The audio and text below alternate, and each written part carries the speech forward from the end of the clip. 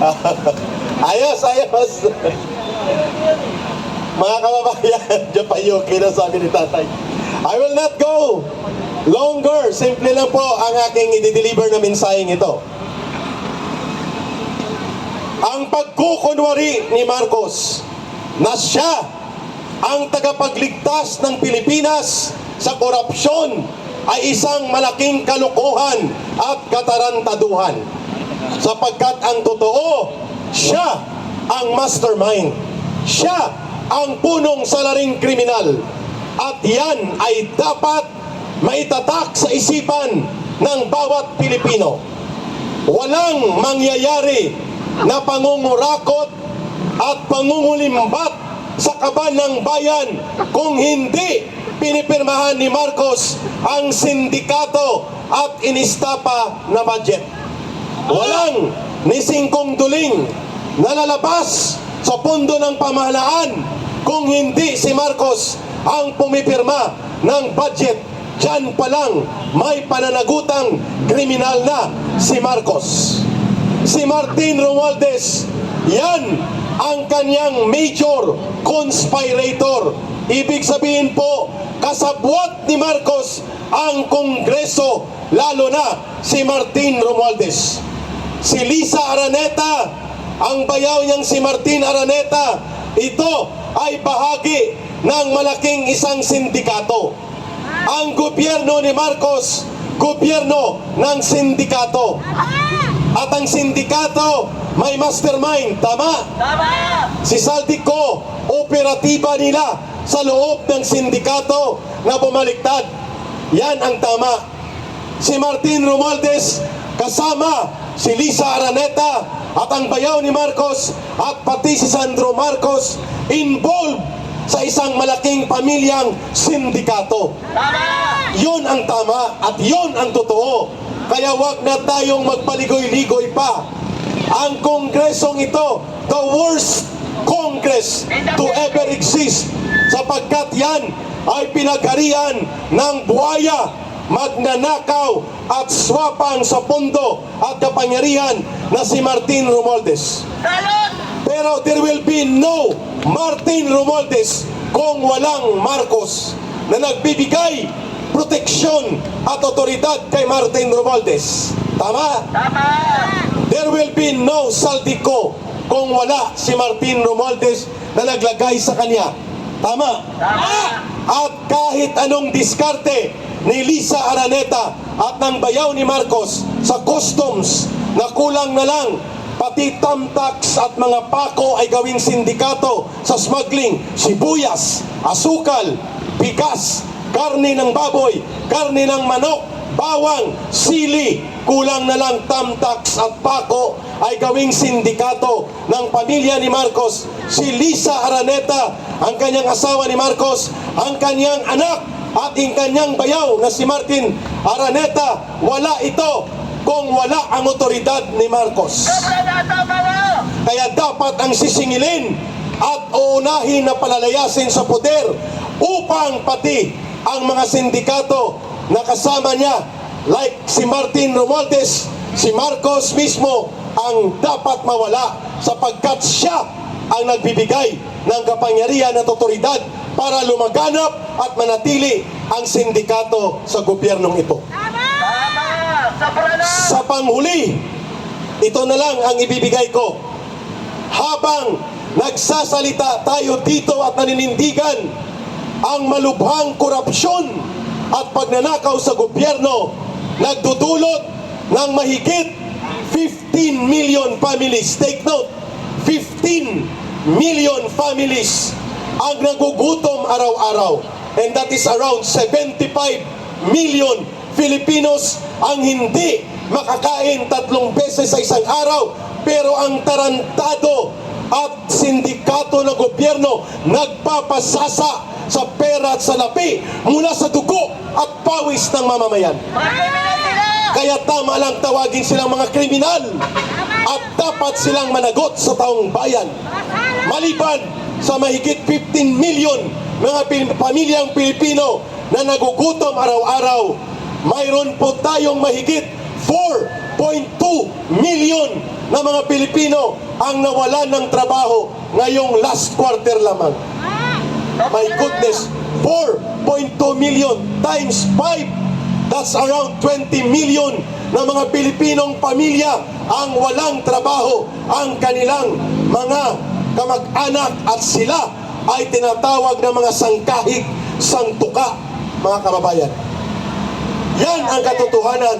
At ngayon, si Marcos nagpromesa pa na bibigyan daw niya ng increase ang base pay ng mga pulis, sundalo at iba pang uniform personnel. Pananaw! Pero walang pera na panggagalingan sapagkat uutang pa siya ng magkano? 1.6 trillion pesos. Doon pa ang panunuhol niya kukunin sa pangungutang niya at ang magbabayad taong bayan. Grabe! Ang order ng Korte Suprema na ibalik ang 60 billion na kinamkam nila mula sa PhilHealth, ang magbabayad taong bayan, putang ina. Ang taong bayan ba ang nagnakaw sa 60 billion? Hindi! Pero bakit tayo magbabayad? Katarantaduhan, kalukuhan, kainutilan, kabulukan ng isang gobyernong sindikato. Magnanakaw ka na at kukunin mo ang pera ng mamamayan, ipapabalik mo sa taong bayan. Anong uri ng tao ka? Buaya! Buaya! Ayun, Salot! kaya ang tawag sa kanya, si Marcos ang salot sa kasalot-salutan sa lipunang Pilipino. Tama! Pinakasalot na naganap sa ating bayan. Yan ang totoo at yan ang tamang pananaw natin. Kaya ang paniningil at pagbabayad sa kanila manggagaling sa taong bayan. At sa panghuli, hindi komo tayo ay maliit ang bilang, hindi naririnig ng taong bayan ang ating mga paninindigan at hinanaing. Ang social media, nandyan kayo. You multiply yung ating mensaheng ito at nakakaabot ito sa buong daigdig. Tama! Tama na po! Walang people power na naganap overnight. Ang people power pinagsusumikapan, pinagtsatsagaan, at pinupundar at pinapanday. Yun ang ginagawa natin. Bakit tayo nandito? Nagpupundar, nagpapanday, at pinubuo natin ang totoong people power. Tama! Yan ay magaganap. Hindi pa tapos ang laban! Hindi pa ito tapos na pagtitipon. Hindi bilang ang sukatan, kundi prinsipyo at layunin, kagaya ng ipinapakita ni Congressman Miao Kiko Barsaga. Tama! May boses, may paninindigan at malinaw para sa taong bayan. Klaro po na ang AFP at PNP kikilos lamang sila kung ang taong bayan ay tumitindig at sama-samang kumikilos upang baguhin at palitan ang nabubulok na gobyerno ng mga sindikato at kriminal na pinamumunuan ni Marcos at nila Romualdez. At yan ay magaganap. Walang makakapigil sa pagdaloy ng kasaysayan. At lahat po tayo tumayo at ating awitin ang panghuling awitin, pati ang ating mga media and social media commentators and vloggers. Please everybody, join kay Eric. Alapit po kayo, mga kababayan. At aawitin natin ang Pasko ay sumapit. Hindi. Mamaya na yon.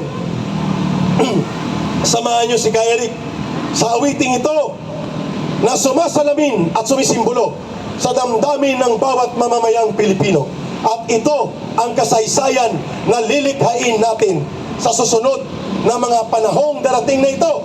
Hindi na magtatagal, naghihingalo na ang gobyernong ito ni Marcos. Sabayan niyo si Kay Eric.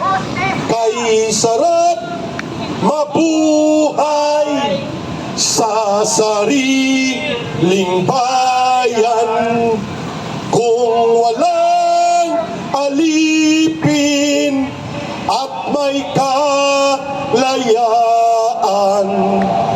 Ang bayang sinisil bukas ay babangon din.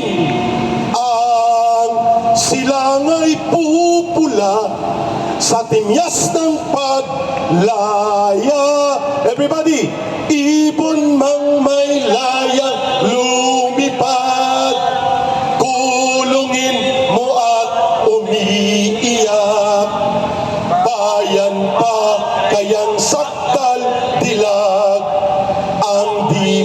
nasang makaalpas. Pilipinas kong minumutya, pugad ng luha at dalita, aming adhika, makita kang sakdal, laya, aming adhika, makita kang sakdal, laya. Sundan niyo si Eric. Marcos resign, aristuhin, ikulong sa selda 13. Marcos resign, aristuhin, ikulong sa selda 13. Marcos resign, aristuhin, ikulong sa selda 13. Magaganap ang kasaysayan at hatulan ng taong bayan, sila Marcos at Romualdez, at itatayo at ibabangon natin ang dangal ng bansang Pilipinas kasama ang bagong gobyerno na matino at para sa taong bayan. Mabuhay ang sambayanang Pilipino! Boy! Kahit papano po, I will leave a greetings to all of you. Maligayang Pasko sa bawat pamilyang Pilipino at hangad natin ang pagbabago pagdating ng bagong taon. Yan ang ating panalangin, yan ang ating hangarin bilang mga mamamayan. Maraming salamat, magkikita tayo muli. Babalik tayo, mas marami na. Maraming salamat.